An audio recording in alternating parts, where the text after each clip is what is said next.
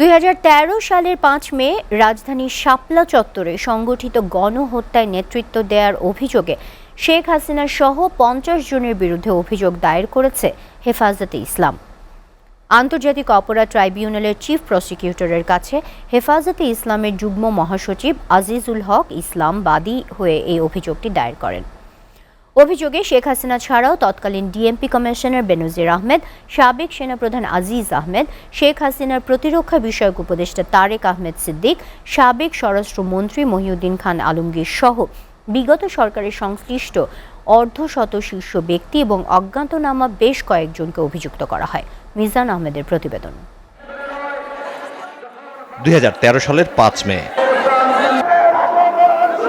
দেশে ইসলামী শাসন ব্যবস্থা কায়েমের লক্ষ্যে 13 দফা দাবিতে ঢাকা অবরোধের অংশ হিসেবে রাজধানীর শাপলা চত্বরে অবস্থান নেয় হেফাজতে ইসলামের লাখ লাখ কর্মী। বাংলাদেশের 90% মুসলমানের দেশে নাস্তিকবাদী সরকার থাকতে পারে। বিকেলের পর থেকেই হেফাজতকে হটিয়ে দিতে আগ্রাসী হামলা চালায় আইনশৃঙ্খলা বাহিনী।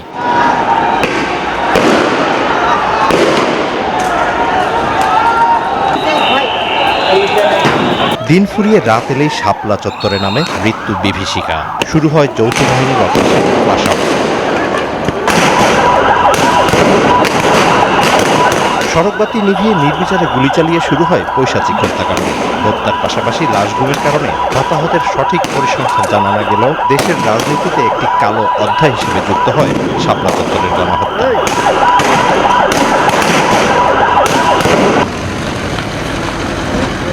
প্রায় এক যুগ পর আবারও আলোচনায় শাপলা চত্বর। সেদিনের সেই বর্বরচিত হত্যাকাণ্ডের বিচার চাইতে আন্তর্জাতিক অপরাধ ট্রাইব্যুনালে আসেন হেফাজত ইসলাম বাংলাদেশের শীর্ষ নেতারা। নির্মমই গণহত্যায় নেতৃত্ব দেওয়ার অপরাধে শেখ হাসিনা সহ 50 জনের বিরুদ্ধে অভিযোগ দায়ের করে হেফাজতে ইসলাম। তৎকালীন প্রধানমন্ত্রী, তৎকালীন স্বরাষ্ট্রমন্ত্রী মহিউদ্দিন খান আলমগীর এবং শাহরিয়ার কবির সহ সকল গণহত্যাকারী, গণহত্যার নির্দেশদাতা, তাদের দোসর, তাদের কুশীলব যারা, সবাইকে আমরা এই মামলার আওতায় এনে দৃষ্টান্তমূলক শাস্তির জন্য আমরা আদালতের কাছে আমাদের আবেদন পেশ করেছি। তারা বলেন, সেদিনের হত্যাকাণ্ড কতটা ভয়াবহ তা তৎকালীন প্রধানমন্ত্রীর বক্তব্যে স্পষ্ট। পাশাপাশি মিথ্যা মামলায় ফাঁসানোর অভিযোগও করেন হেফাজতের নেতারা। সাবেক প্রধানমন্ত্রী সংসদে দাঁড়ায় বক্তৃতায় বলেছিলেন 1,54,000 না কত গুলি চালানো হয়েছে। এবার আপনারাই চিন্তা করেন এত গুলি চালানোর পরে কত হতাহত হতে পারে। আমরা এখন পরিষ্কার ভাষায় বলছি, রাস্তার গাছ যারা কাটছে তারা ছাত্রলীগ, যুবলীগের কর্মী এবং এই বাইতুল মোকাররমে আগুন দিয়েছেন। আমাদের কথাবার্তাগুলি এমনভাবে উপস্থাপন করেছেন যে আমরা নাকি কোরআন পড়েছি। আরে আমরা কোরআনকে আমাদের নিজের জীবনের চাইতে বেশি ভালোবাসি। 2013 সালের 5 মে জাতীয় জীবনে একটি অভিশপ্ত দিন উল্লেখ করে অপরাধীদের দৃষ্টান্তমূলক শাস্তির দাবি করেন মাওলানা মামুনুল হক। স্বাধীনতা পরবর্তী এই 53 বছরে 13 সালের 5ই মে এক ভয়াবহ নারকীয় হত্যাকাণ্ডের দিন। এটি বাংলাদেশের মানুষের জন্য, বাংলাদেশের ইতিহাসের জন্য একটি অভিশপ্ত দিন।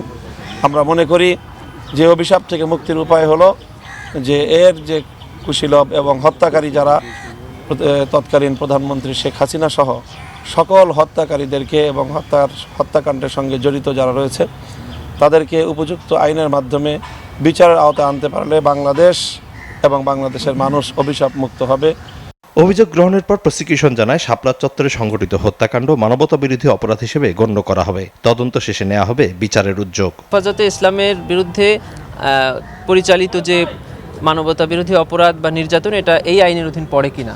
ট্রাইব্যুনালের প্রসিকিউশন টিম আমরা সেটা নিয়ে গবেষণা করেছি, আইন পর্যালোচনা করে দেখেছি যে এই ঘটনাটি আন্তর্জাতিক অপরাধ ট্রাইব্যুনালের আইনেই একটি অপরাধ। এর আগে শাপলা চত্বর গণহত্যায় আরও অভিযোগ জমা পড়ে ট্রাইব্যুনালে। সবগুলো তদন্ত একই সঙ্গে হবে বলেও জানান গাজী এমএইচ তামিম। মিজান আহমেদ, এসএটিভি, ঢাকা।